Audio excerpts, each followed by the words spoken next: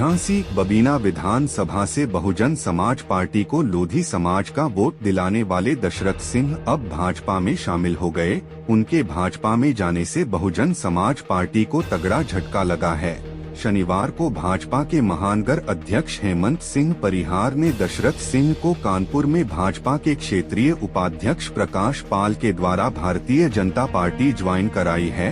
भाजपा में शामिल होने के बाद दशरथ सिंह नन्ना करारी राजपूत ने बताया कि वह बहुजन समाज पार्टी से 1994 से अब तक बसपा में रहे। 2022 में बबीना से बहुजन समाज पार्टी से प्रत्याशी बनकर मैदान में आए और 31,500 वोट मिले थे।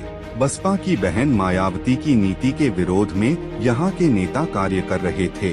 बसपा की नीति के विरोध में झांसी के नेता कार्य कर रहे थे। नीति विरोधी कार्य को देखते हुए वह बसपा छोड़कर भाजपा में शामिल हुए।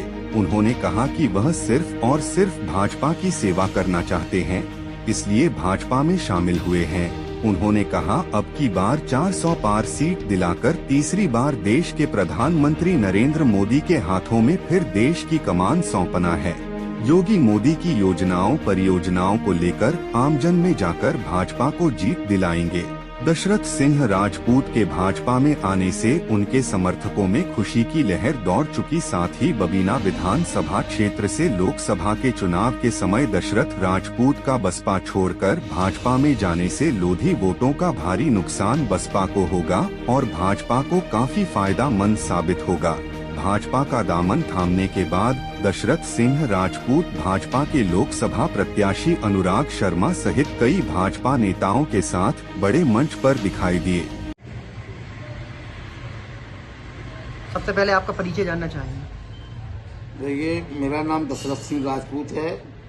मुझे वैसे नन्ना करारी के नाम से जाना जाता है। मेरा जीवन परिचय ये है कि मैं करारी में मेरा जन्म हुआ है, जो झांसी जिले से 9 किलोमीटर की दूरी पर है। और वहाँ से मैंने कक्षा 8 उत्तीर्ण किया है। उसके बाद मैंने अम्बाबाई से जूनियर हाई स्कूल इंटर किया है और अपने राजकीय पॉलिटेक्निक से सिविल से डिप्लोमा होल्डर हूँ। आप भारतीय जनता पार्टी में कल या वर्तमान समय में अभी शामिल हुए हैं, उसको लेकर क्या कहना चाहेंगे प्रेस वार्ता के माध्यम से?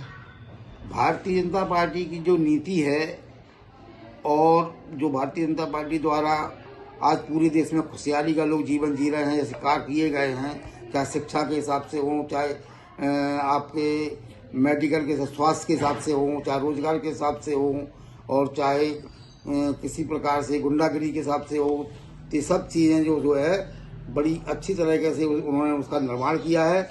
इसीलिए हम पार्टी में आस्था रखते हुए हम पार्टी में ज्वाइन किया है। पार्टी में आपने जो संकल्प लिए हैं और उसके साथ बबीना विधानसभा को जो समय दे रहे हैं जनता को, आप उन तक क्या संदेश रहेगा और आगामी 2024 का जो चुनाव है उसको लेकर क्या है?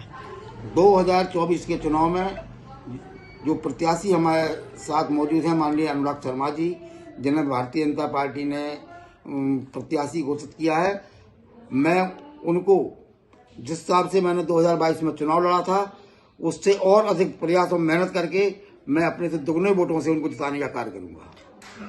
लोकप्रिय जनता तक क्या संदेश रहेगा मीडिया के माध्यम से? लोकप्रिय जनता मीडिया के माध्यम से और माननीय हमारे मोदी जी के भारतीय जनता पार्टी के कार्यकाल से और ये उनके द्वारा जो किए गए कार्यों से पहले से ही बहुत अधिक प्रसन्न है और इससे आगे और खुशहाल होने की आवश्यकता नहीं है और ज्यादा अपनी तरक्की करेंगे।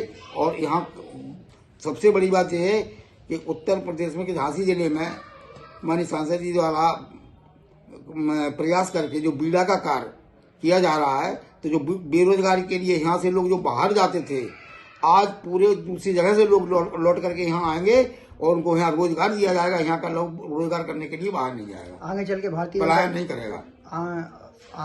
आगामी चुनाव को लेकर या कहीं भारतीय जनता पार्टी आपको मौका देती है तो क्या चुनावी मैदान में होंगे आप? ये पार्टी का निर्णय है। पार्टी जिसको कहेगी पार्टी हम उसके साथ हैं। पार्टी जो कहेगी पार्टी के ही आधार पर हम कार्य करेंगे।